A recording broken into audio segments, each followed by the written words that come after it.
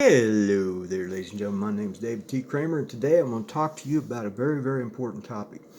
This is something that I know you'll want to know about, and it's going to be something that impacts not only how you feel in your heart, but also your pocketbook. Because today I'm going to talk about the cheapest, and I mean the cheapest way to restore blood flow to the heart muscle. You know, that thing that goes boom, boom, boom, boom.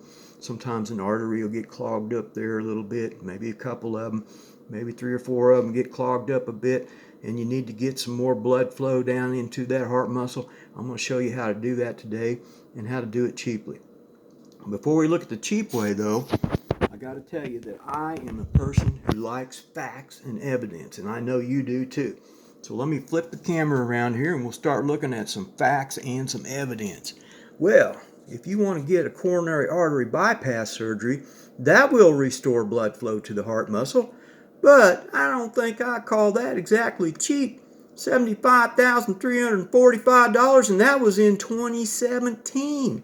I know it varies from region and hospital and things like that, but kind of an average, that's quite a bit of moolah, dinero, chang chang chang chang chang to be spending on getting some blood flow to the heart. Now let's look at another situation over here. Here's a PET scan, all right? Positron emission tomography. And if you look at the bracketed areas of this here PET scan, we can see that the heart muscle here is not getting good blood flow right here and right here. Where it's red, it's getting good blood flow, but this is not a good situation right here for this lady.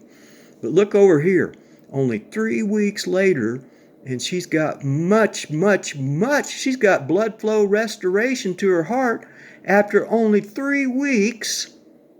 And it did not involve stents, it did not involve surgery of any type, bypass or otherwise. In fact, she did it with an intense program of plant-based nutrition. She was one of Caldwell Esselstyn's patients, and you can see this in his book.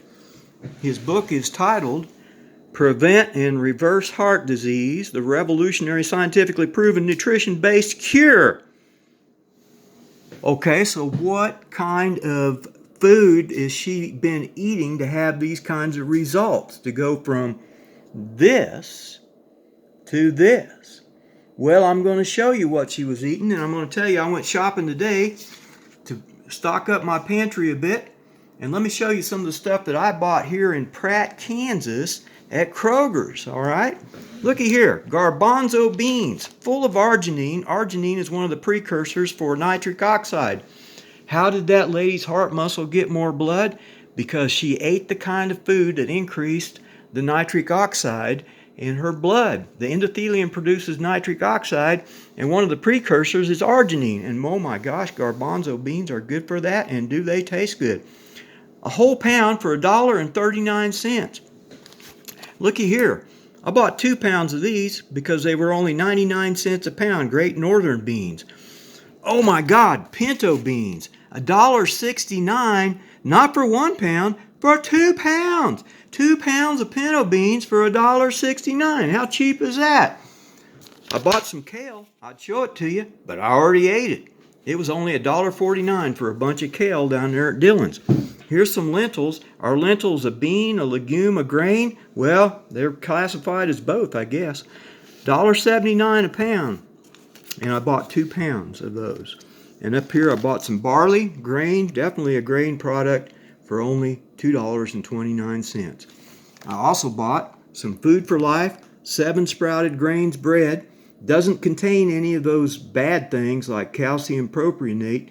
You find it in the frozen food section. How much? $4.99 for a whole loaf. Got me some mushrooms, portobello. Going to make some sandwiches out of those. $2.29. Got me some onions, $1.99.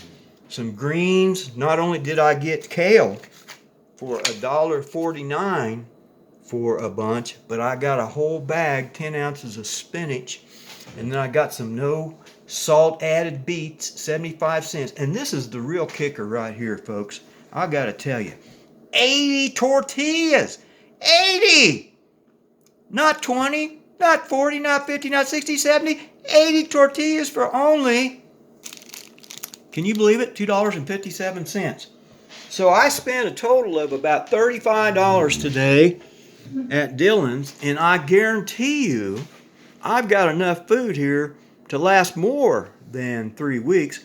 I've got 10 pounds of legumes and whole grains here. 10 pounds. And that will definitely last me 3 weeks. Remember, 3 weeks in order to get the blood flow restored to the heart muscle. All right, 10 pounds of legumes cost me $12.62. If I would have bought ground beef, 10 pounds of ground beef, the national average is $3.85. I just checked it.